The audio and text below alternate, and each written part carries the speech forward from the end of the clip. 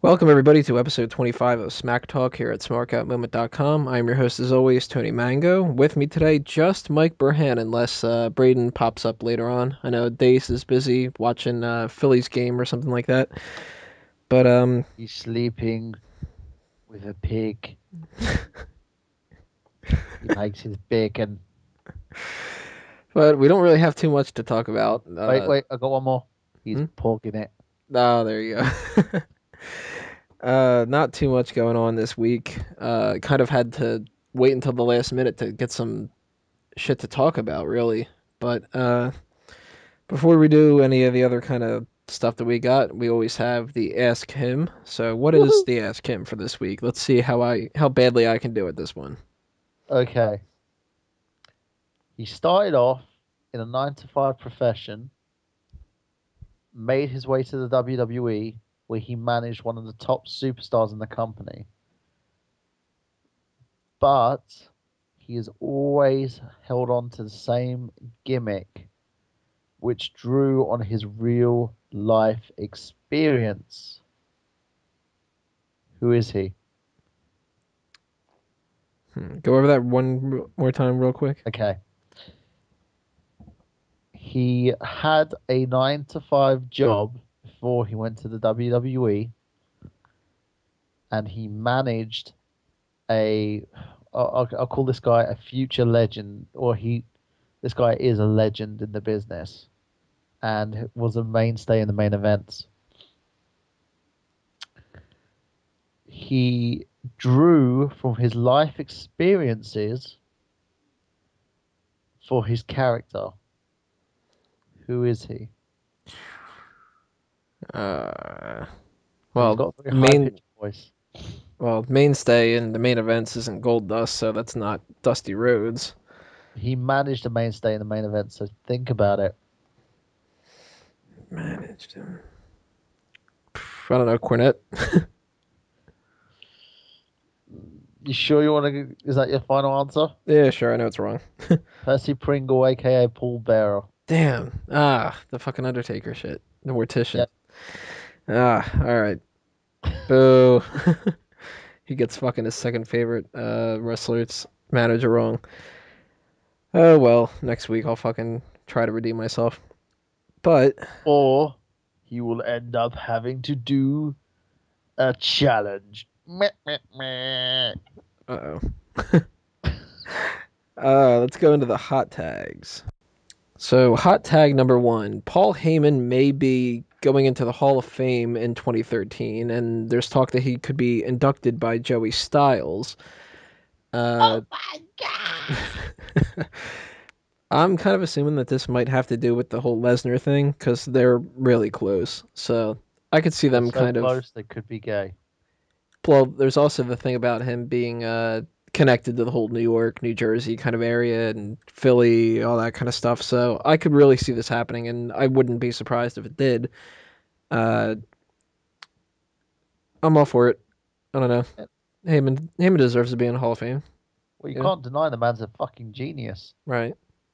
Bad businessman, but a fucking genius. So, as far as I'm concerned, Heyman deserves to be in the Hall of Fame more than Eric fucking I'm a douchebag fucking bollock fucking piece of shit Bischoff or Vince I ruined fucking wrestling Russo. So I think Heyman deserves to be there. I don't think Russo or Bischoff will ever be in the Hall of Fame, unless maybe it's a posthumous thing like 20 years from now when they're dead. They will be in the Hall of Fame of dick sucking.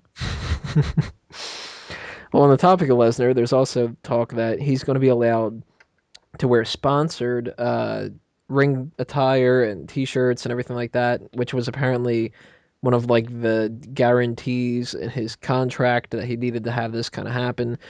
What I find funny about this is it shows that Lesnar had more over Vince than Vince would have over Lesnar. Most times people want to go to WWE. This was apparently much more than we even thought that WWE wanted Lesnar. So if he can bully Vince around, that means that other people are going to assume that maybe they can too. It's going to backfire for some of them, but one thing I'm worried about is I don't want this to translate into, oh, well, the ring trunks are sponsored and nobody has a problem with that, so let's add more commercials into other things. WWE has way too many commercials as it is, and if they start adding more shit to there, like TNA, where you have it on the fucking turnbuckles and everything, then that's gonna be a real pain in the ass. But it'll be interesting to see what happens with this Well, do you know the reason why he actually had it done? because it's smart. Lesnar, well, not just that. When he was wrestling with the UFC, when he was doing MMA, he signed like a 3-year deal with various companies in order to get advertisements put on his shorts and stuff. But when he fucked up in the MMA and couldn't like do it anymore because his body just couldn't take it, and he was getting knocked the fuck out every 5 minutes, he decided to, these sponsors still needed their advertisements on something. So the best way to do it, once he signed his deal with the WWE, oh, by the way, Vince, I need advertisements on my shorts. Hmm. Otherwise, they're not going to get Lesnar. And the fact is, I don't think anyone else is going to try and demand that unless they've sold over like fucking $1 million worth of fucking pay-per-view and headline most of them. He was actually one of the biggest draws in the UFC. So there's no way in hell anyone else is going to demand that. Well, if some of them try, then they're probably gonna get fired. But Or that brings just have us Vince go fuck you. right. Well, that brings us to the next one, though. Good little transition. Tyler Reks and Curt Hawkins were apparently quote unquote fired from NXT as part of a storyline, but there's actually a lot of talk that at the very least Tyler Reks might be gone for real from the WWE. Uh, there was talk before that they've made some releases, but they haven't made them official yet because they're just waiting for kind of like contracts to expire and everything. And I wouldn't be surprised if either of Rex or Hawkins or both of them ended up actually being released and getting a little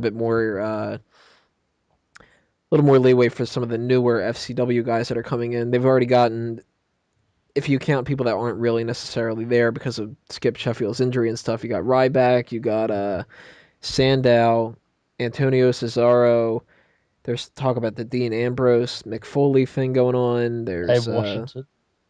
Abraham Washington is popping up. They still got a couple other people from NXT that have nothing that they're doing right now. Like they got a lot of people that's going on right now. So I wouldn't be surprised if we very soon hear that Tyler X is actually released from the company. What about you? It's weird because NXT's lacking a lot of talent at the moment, especially because they moved two of the roster members anyway over to SmackDown. Uh, Darren Young and Should have been released and Mr. should have been released even earlier. Mr. I'm so fucking bland it hurts Titus O'Neil. So to have a rather credible team get quote unquote fired astounds me a bit because they were doing a heck of a lot on NXT. They were beating people up and basically doing something extremely interesting. So I don't know where they're going to go with this. And if they do end up getting rid of Tyler Reks, mostly it's probably because of those stupid YouTube comments that he was doing, Hmm. which offended apparently everybody. So I only watched one episode of that, but I haven't because it has those zany computer voices.